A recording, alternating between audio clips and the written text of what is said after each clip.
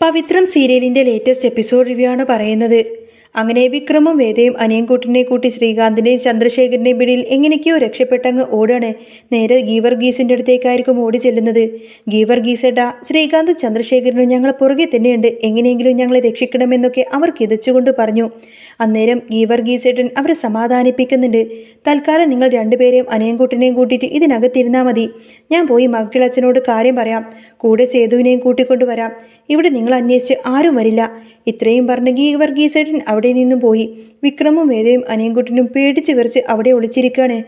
എന്തു തന്നെ സംഭവിച്ചാലും അനിയൻകുട്ടനെ ആ ശ്രീകാന്തിന് വിട്ടുകൊടുക്കില്ല എന്ന് വിക്രമും വേദയും മനസ്സിൽ ഉറപ്പിച്ചു. ഇതേ സമയം ശ്രീകാന്തും ചന്ദ്രശേഖരനും ഗുണ്ടകളൊക്കെ ചേർന്ന് അവർക്കായി എല്ലായിടത്തും അരിച്ചു പെറുക്കുന്നുണ്ട്. അന്നേരം ജോബി ഒരു സൂചന കൊടുത്തു. ചിലപ്പോൾ അവർ ആ ഒരു ഗീവർഗീസറിൻ്റെ വീട്ടിൽ കാണും. അയാൾ മൈക്കിളച്ചനോട് പറഞ്ഞത് അവർക്ക് ജോലിയും വീടുമെല്ലാം കൊടുത്തത്, അവരെ സംരക്ഷിക്കുന്നതൊക്കെ അയാളാണ്. ഇത് കേട്ട് ചന്ദ്രശേഖരൻ കലിപ്പോടെ പറഞ്ഞു, എന്നാൽ പിന്നെ വൈകിപ്പിക്കണ്ട, എത്രയും പെട്ടെന്ന് തന്നെ നമുക്ക് അങ്ങോട്ടേക്ക് പോയിട്ട് അവരെ പിടികൂടണം. അവർ നേരെ ഗീവർഗീസേട്ടൻ്റെ വീട്ടിലേക്ക് കുതിച്ചു. ആ സമയത്തന്നെ മേരി ചേച്ചി തോട്ടത്തിൽ ജോലിക്ക് പോയിട്ടിരിക്കുകയാണ്. വിക്രമും വേദയും പേടിച്ച് വീടിനകത്ത് വാതിലെല്ലാം അടച്ച് പേടിച്ച് വിറച്ചിരിക്കുകയായിരിക്കും. വഴിയിൽ വെച്ച് സേതുവിനെ കാണുന്ന ഗീവർഗീസേട്ടൻ നടന്ന അപകടമെല്ലാം തന്നെ അവനോട് പറഞ്ഞു. പെട്ടെന്നാണ് ശ്രീകാന്തും ചന്ദ്രശേഖരനും സംഘമെല്ലാം തന്നെ വർഗീസേട്ടൻ്റെ വീട്ടിലേക്ക് ആ ഒരു വീടിൻ്റെ മുന്നിലേക്ക് എത്തുന്നത്. പുറത്തുനിന്നും ശ്രീകാന്ത് ആക്രോശിക്കുന്നു. ഈ ഒച്ച കേട്ട് വിക്രമും വേദയും അനിയൻകുട്ടനും വല്ലാതെ ഭയന്ന് വിറച്ചിരിക്കുകയാണ്. ഗുണ്ടകൾ വാതിൽ തള്ളി തുറന്ന് അകത്തേക്കങ്ങ് കയറി. രക്ഷപ്പെടാനായി വേദയും വിക്രമും അനിയൻകുട്ടനെ കൂട്ടി പുറകിലെ വാതിൽ തുറന്ന് ഓടാൻ നോക്കുന്നുണ്ടെങ്കിലും ശ്രീകാന്തും ചന്ദ്രശേഖരനും അവരെ വളഞ്ഞ് പിടികൂടി. അവർ മൂവരെയും ഒരു മലമുകളിലേക്ക് കൊണ്ടുപോയി അങ്ങ് കെട്ടിയിടാണ്. അവിടെ വെച്ച് വിക്രമിനെയും ശ്രീകാന്തിനെയും ഗുണ്ടകളെല്ലാം തന്നെ ക്രൂരമായി മർദ്ദിച്ചു. ഇത് കണ്ട് സഹിക്കാനാവാതെ വേദ ശ്രീകാന്തിനോട് ദേഷ്യത്തോട് പറയുന്നുണ്ട്, നിങ്ങൾ എന്തിനു വേണ്ടിയിട്ടാണ് ഇതൊക്കെ ചെയ്യുന്നത് എന്ന് എനിക്കറിയാം. പക്ഷേ ഒന്ന് നിങ്ങൾ കേട്ടോ, നിങ്ങൾ ആഗ്രഹിക്കുന്നതൊന്നും ഒരിക്കലും നടക്കാൻ പോകുന്നില്ല. ഈ സ്വത്തുക്കളൊന്നും നിങ്ങൾക്ക് കിട്ടാൻ പോകുന്നില്ല. ഇതെനിക്കും ദീപ്തിക്കും മാത്രം അവകാശപ്പെട്ടതാണ്. നിങ്ങളെപ്പോലെ ഒരു ചതിയനും വഞ്ചകനും ദുഷ്ടനുമായിട്ടുള്ള ഒരാൾക്ക് എൻ്റെ അച്ഛൻ്റെ സ്വത്തുക്കളിൽ യാതൊരുവിധ അവകാശവുമില്ല. ഇത് കേട്ട് കലിപ്പ് കയറിയ ശ്രീകാന്ത് വേദയെന്ന് ഞങ്ങൾ അടിച്ചു. കെട്ടിയിട്ടത് കൊണ്ട് തന്നെ ഒന്നും ചെയ്യാനാവാതെ വിക്രം ദേഷ്യത്തോടു കൂടെ ശ്രീകാന്തിനെ നോക്കി അലറി, ഡാ, അവളെ ഇനി തൊട്ടു പോവരുത്.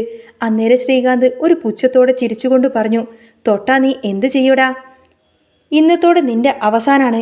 എൻ്റെ പെങ്ങളെ വശീകരിച്ച് എല്ലാം കൈക്കലാക്കാമെന്ന് നീ കരുതിയോ? ഇല്ല, ഈ ശ്രീകാന്ത് ജീവനോടെ ഇരിക്കുമ്പോൾ അതൊരിക്കലും നടക്കില്ല. ഇവനെ കൊന്ന് പുഴയിലെറിഞ്ഞ് സ്വത്തുക്കളെല്ലാം തന്നെ ഞാൻ കൈവശപ്പെടുത്തും. ഇവൾ ഒരു മൂലയിൽ ഒതുങ്ങിക്കൂടിക്കോളും. ഇനി എനിക്കെതിരെ വരാനാണ് ഭാവമെങ്കിൽ അത് എങ്ങനെ നേരിടാമെന്നൊക്കെ എനിക്ക് നന്നായിട്ടറിയാം. ഈ സമയത്തിന് സേതു ഗീവർഗീസേട്ടൻ്റെ വീട്ടിലേക്ക് എത്തി. അവിടെ വീട് തുറന്നു കിടക്കുന്നതാണ് കാണുന്നത്. വിക്രമിനെയും വേദയും പിടിച്ചോണ്ടു പോയെന്ന് മനസ്സിലാക്കിയ സേതു പരിഭ്രമത്തോടു കൂടെ തന്നെ ചുറ്റും നോക്കി. അവിടെ കിടക്കുന്ന വേദയുടെ ചെരുപ്പ് കണ്ടതോടുകൂടെ തന്നെ അവർ മുകളിലേക്ക് കൊണ്ടുപോയിട്ടുണ്ടതായിരിക്കുമെന്ന് അവൻ തിരിച്ചറിഞ്ഞു. സേതു ഉടനെ ആ മലമുകളിലേക്ക് അങ്ങ് പാഞ്ഞു കയറാണ്. മലമുകളിലെത്തുമ്പോൾ വിക്രമിന് നേരെ തോക്ക് ചൂണ്ടി നിൽക്കുന്ന ശ്രീകാന്തിനെയാണ് സേതു കാണുന്നത്. വേദ കരഞ്ഞുകൊണ്ട് യാചിക്കുന്നു, വിക്രമിനെ ഒന്നും ചെയ്യരുതേ എന്ന്. നിങ്ങൾ പറയുന്നത് എന്തു ഞാൻ അനുസരിക്കാം, പ്ലീസ് അയാളെ വെറുതെ വിടണം. ശ്രീകാന്ത് പല്ലുറുമിക്കൊണ്ട് പറയുന്നു, പറ്റില്ലടി, ഇവൻ നിന്റെ ജീവിതത്തിലേക്ക് വരാൻ പാടില്ലായിരുന്നു. എന്നെ ഒരു പിശാചാക്കി മാറ്റിയത് ദേ ഇവനാണ്. സന്തോഷത്തോടെ ഇരിക്കുന്ന കുടുംബം തകർത്തതെല്ലാം ഇവനാണ്. ഇവൻ ഇനി ജീവിച്ചിരിക്കാൻ പാടില്ല. അനിയൻകുട്ടൻ കരഞ്ഞുകൊണ്ട് വിക്രമിനെ വിളിച്ചു. ചന്ദ്രശേഖരൻ ക്രൂരമായി ചിരിച്ചുകൊണ്ട് തന്നെ പറഞ്ഞു, നീ വിഷമിക്കേണ്ട, വിക്രം പോയിടത്തേക്ക് തന്നെ നിന്നെയും വിടാം. ആദ്യം ഇവൻ തീരട്ടെ. നിന്നെയും ആരും അറിയാതെ ഈ ലോകത്തു നിന്ന് ഞങ്ങൾ പറഞ്ഞയക്കും. അനിയൻകുട്ടൻ പേടിച്ച് വിറച്ച് നിൽക്കുമ്പോൾ സേതു അങ്ങോട്ടേക്ക് ചാടി വീണു. വിക്രമിനെ വെടിവെക്കാൻ ഒരുക്കുന്ന ശ്രീകാന്തിൻ്റെ കയ്യിലെ തോക്ക് സേതു അങ്ങ് വെടിവെച്ചുകൊണ്ട് അടിച്ചങ്ങ് തെറിപ്പിക്കണേ. ഞെട്ടിപ്പോയ ശ്രീകാന്തും സംഘവും സേതുവിനെ നേരിടാൻ വന്നു. സേതു ഗുണ്ടകളെ ഓരോരുത്തരെയായി തല്ലിച്ചതക്കണേ. വിക്രത്തിൻ്റെയും വേദയുടെയും കെട്ടുകളെല്ലാം അനിയൻകുട്ടൻ വേഗം അഴിച്ചു മാറ്റി. വിക്രം വേദയോട് പറഞ്ഞു, വേദ, ഈ അനിയൻകുട്ടനെ കൂട്ടിയിട്ട് അങ്ങോട്ടേക്ക് മാറി നിൽക്ക്. നമ്മൾ ജീവിക്കാൻ ഇവരൊരിക്കലും സമ്മതിക്കില്ല. വിക്രം ആവേശത്തോടു കൂടി തന്നെ ശ്രീകാന്തിനെ നേരിടുന്നു. ഇവർ തമ്മിൽ വലിയ സംഘട്ടനം നടന്നു. ഒടുവിൽ വിക്രം ശ്രീകാന്തിനെയും ചന്ദ്രശേഖരനെയും കണക്കിനങ്ങ് ഇട്ട് തള്ളി. ഇതേ സമയം മൈക്കിളച്ചനും ഗീവർഗീസേട്ടനും വീട്ടിലേക്ക് എത്തുമ്പോൾ കണ്ട കാഴ്ച അവരെ ഞെട്ടിക്കുന്ന കാഴ്ച തന്നെയായിരുന്നു. അവർ ഉടനെ തന്നെ പോലീസ് സ്റ്റേഷനിൽ പോയി പരാതി നൽകി. ജോബിയുടെ സുഹൃത്തായ പോലീസ് ഉദ്യോഗസ്ഥൻ ഉടനെ തന്നെ ജോബിയെ വിളിച്ച് വിവരം പറഞ്ഞു.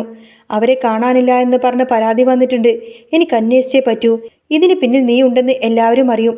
ജോബി ചിരിച്ചുകൊണ്ട് പറയുമ്പോൾ, സാറ് പേടിക്കണ്ട, സാറിനും ഇതിന് പങ്കുണ്ടല്ലോ. വിക്രമിനെയും അനിയൻകുട്ടനെയും ഇനി പോലീസിന് കിട്ടില്ല.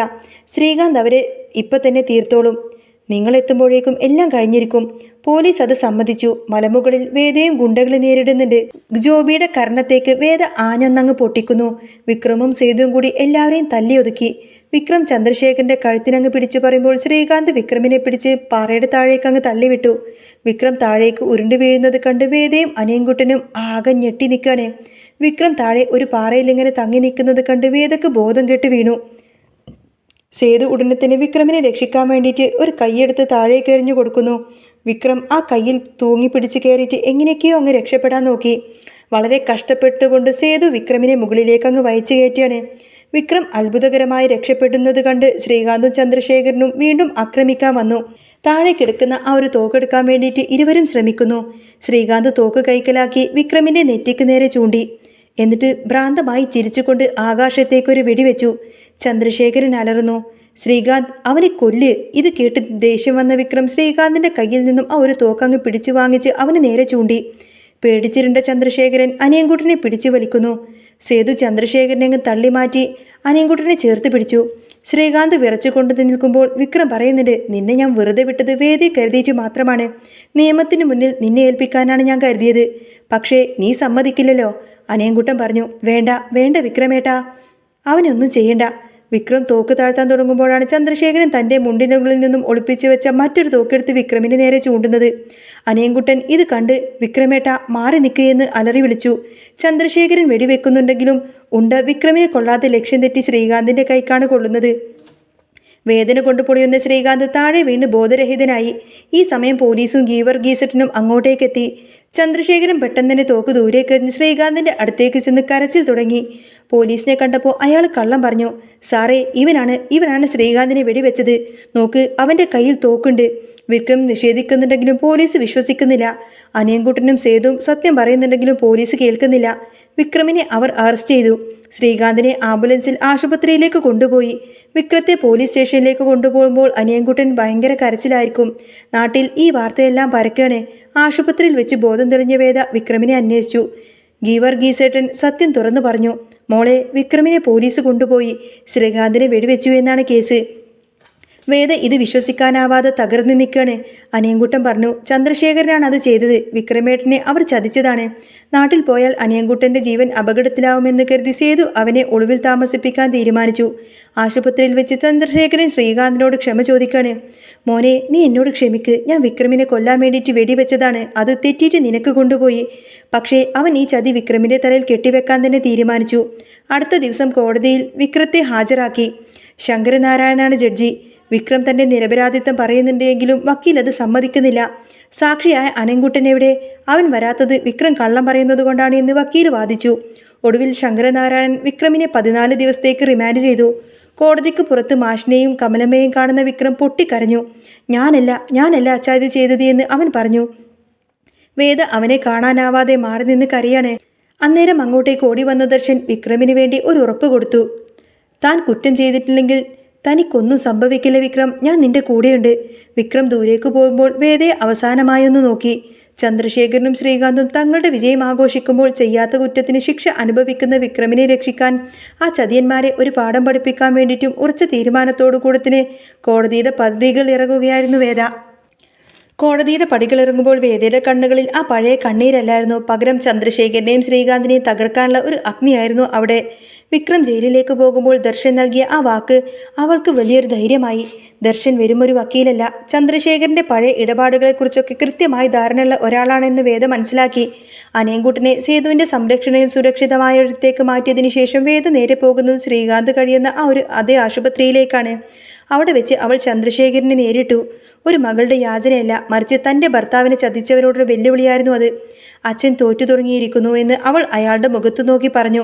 ചന്ദ്രശേഖരൻ പുച്ഛിച്ചു തള്ളിയെങ്കിലും ഉള്ളിൻ്റെ ഉള്ളിൽ അയാൾ ഭയന്നു തുടങ്ങി. അത് അയാൾ മനസ്സിലാക്കി. ദർശന്റെ അന്വേഷണത്തിൽ ശ്രീകാന്തിന്റെ ശരീരത്തിൽ നിന്നും കിട്ടിയ ബുള്ളറ്റും വിക്രമിന്റെ കയ്യിലുണ്ടായിരുന്ന തോക്കും തമ്മിൽ പൊരുത്തപ്പെടുന്നില്ല എന്ന് വ്യക്തമാക്കി. എന്നാൽ പോലീസ് ഇത് മൂടിവെക്കാൻ ശ്രമിക്കുകയാണെന്ന് മനസ്സിലാക്കിയ ദർശൻ ആ ലബോറട്ടറി റിപ്പോർട്ട് ചോർത്തിയെടുത്ത് മാധ്യമങ്ങൾക്ക് മുന്നിലേക്ക് നിരത്തി. ഇതോടുകൂടെ തന്നെ കേസ് സംസ്ഥാന തലത്തിൽ ചർച്ചയായി.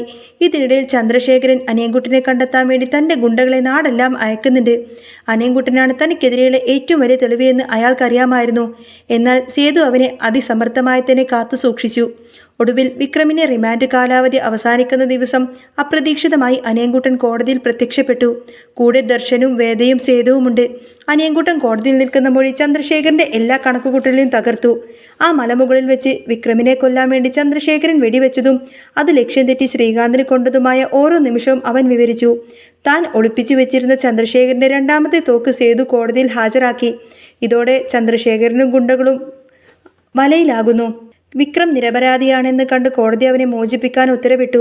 കോടതി മുറിയിൽ വെച്ച് വിക്രമും വേദയും കെട്ടിപ്പിടിച്ച് കരയുമ്പോൾ ചന്ദ്രശേഖരന്റെ കയ്യിൽ വിലങ്ങി വീഴുന്നു. ആശുപത്രിയിൽ നിന്നും ഡിസ്ചാർജായി പുറത്തു വന്ന ശ്രീകാന്തിനെ പോലീസ് അവിടെ വെച്ച് തന്നെ അറസ്റ്റ് ചെയ്തു. തിരികെ വീട്ടിലേക്കെത്തിയ വിക്രമിനെയും വേദയും അനിയൻകുട്ടിനെയൊക്കെ മാഷും കമലമ്മയും ആരതിയൊഴിഞ്ഞ് സ്വീകരിച്ചു. എല്ലാ ചതികളെയും അതിജീവിച്ച് പവിത്രമായ തങ്ങളുടെ സ്നേഹബന്ധം അവർ കാത്തു സൂക്ഷിച്ചു. ഈ പോരാട്ടത്തിൽ വേദ കാണിച്ച ആത്മവിശ്വാസം അവളെ ഒരു പുതിയ മനുഷ്യനാക്കി മാറ്റിയിരുന്നു. ചന്ദ്രശേഖരന്റെ തകർച്ചയോടുകൂടെ തന്നെ അയാളും ശ്രീകാന്തും ചേർന്ന് അന്യായമായി കൈവശം വെച്ചിരുന്ന സ്വത്തുക്കളെല്ലാം തന്നെ വേദക്കും ദീപ്തിക്കും തിരികെ ലഭിച്ചു. വിക്രമും വേദയും ചേർന്ന് ആ നാട്ടിൽ പുതിയൊരു ജീവിതം തുടങ്ങുമ്പോൾ സത്യം എപ്പോഴും ജയിക്കുമെന്ന വലിയൊരു പാഠമാണ് ആ ഗ്രാമം കണ്ടത്. അനിയൻകുട്ടൻ തൻ്റെ സ്വന്തം ആളായി തന്നെ വിക്രമിൻ്റെ കൂടെ നിൽക്കുമ്പോൾ ആ കുടുംബം അങ്ങനെ പൂർത്തിയായി. പവിത്രത്തിൽ ഇനി വരാൻ പോകുന്ന നല്ല സൂപ്പർ അടിപൊളി ത്രില്ലിംഗ് എപ്പിസോഡുകളൊക്കെ തന്നെയാണ്. നിങ്ങൾക്ക് ഈ ഒരു ചാനൽ ഇഷ്ടമാവുകയാണെങ്കിൽ സബ്സ്ക്രൈബ് ചെയ്യാനും സപ്പോർട്ട് ചെയ്യാനും മറക്കല്ലേ. നെക്സ്റ്റ് വീഡിയോ ഉടനെ വരാം. ബൈ.